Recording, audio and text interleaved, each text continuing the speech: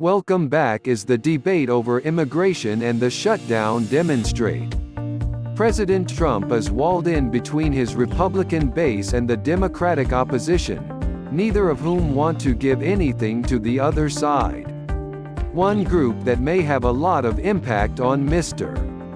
Trump's fate on everything from the shutdown to Mueller to 2020.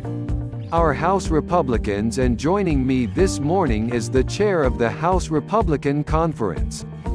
That's the number 3 position and leadership on the Republican side. It's Liz Cheney of Wyoming. Congressman Cheney. Welcome to Me the Principal. Thank you very much, Jeff. Great to be with you.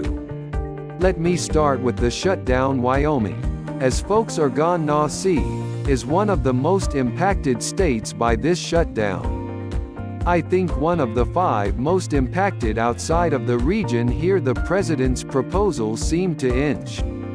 Democrats are talking about more money for border security, but no barrier. Are we closer, or is this rhetoric? Well, it's certainly more than rhetoric on our side. And I think that what you saw the president do yesterday was one more time put a proposal on the table.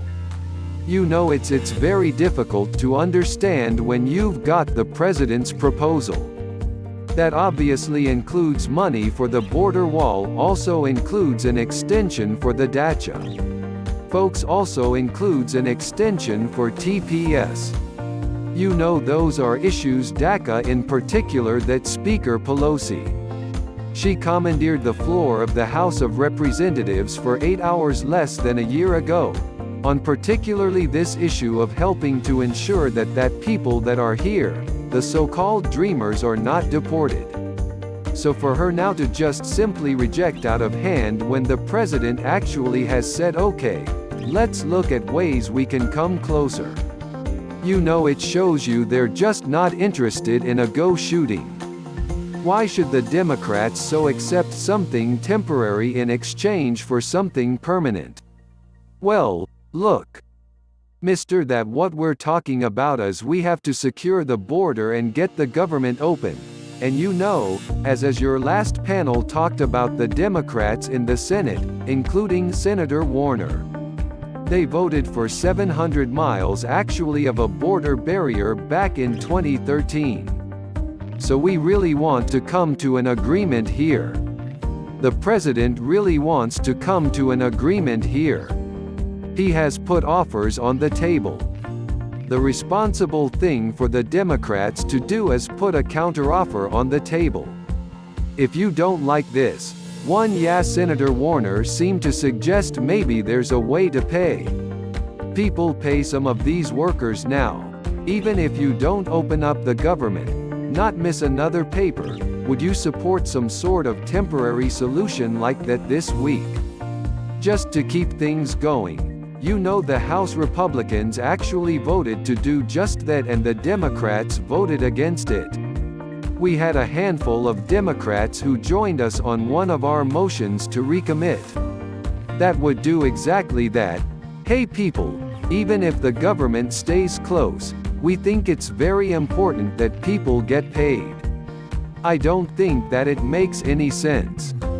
I think that it's very hard to defend the notion that we're asking people to come to work and not be paid. But at the end of the day, there is a solution here, and the Democrats, you know, the rhetoric here has really gotten above and beyond when the president's offers rejected, even before he stands up to give his speech. That tells you something about what their approach is here. Did what the president offer is that how you would define amnesty? Is that a fair critique from some on the right are saying the president's offers are amnesty?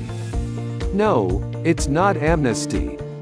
What he said basically is, look, let's have an extension for 3 years of these 2 programs, and let's do that, so that we can come to the table to talk about what's necessary for broader immigration reform.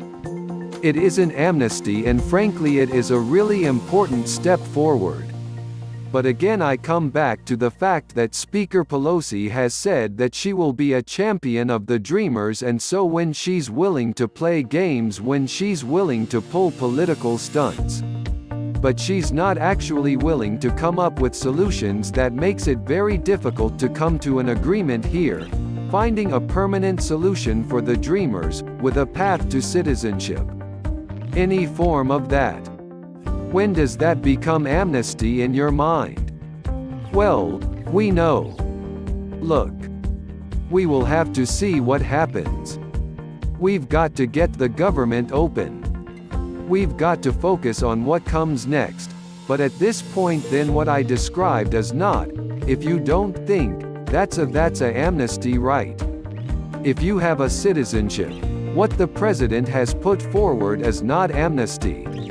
What the president has done is say absolutely our first and most important obligation is to secure the border and the fact that the Democrats are talking about. Let's have open borders, let's abolish ICE. They say they're for border security on some level, yet they're not even willing to, as Speaker Pelosi said, provide $1 for it. It is purely partisan game she's playing and she had to stop it for the good of the nation. Alright, let me move to some foreign policy issues. Here was the president yesterday on the White House, South Lawn, talking about the potential withdrawal of troops in Syria. Take a listen. 2 years. I guess reduced it to about 99% of the territorial caliphate. We're killing ISIS for Russia, for a red for Syria or Iraq, for a lot of other places. At some point you want to bring our people back home. I know you've been to the White House to talk about your concerns about a too quick of a pull out there. Does that make you feel better? Or does that sound like a president that still wants to move a little faster on this pull off than you do? Look, I think, what's very important to recognize is that we have to make sure that we finish the job, and if you look at the middle 99% in your mind, is not finishing. That's not if you look at the mistakes that Barack Obama made when he pulled out of Iraq precipitously when he declared the war ended, and the war certainly wasn't ended, and we end up with chaos in the aftermath in a place like Syria. What our special operations forces are doing there is crucially important in order to be able to provide air support. Some artillery support. We've got to ensure that ISIS is destroyed, because if you walk away before they're destroyed, then they have the ability to create safe havens to launch attacks against us. And you know what some will say? There's always an ISIS, there's always an Al-Qaeda, they're just going to change their name, so it means we're always going to be there. What do you say to folks that think that no matter your definition means we're always going to have troops in the Middle East?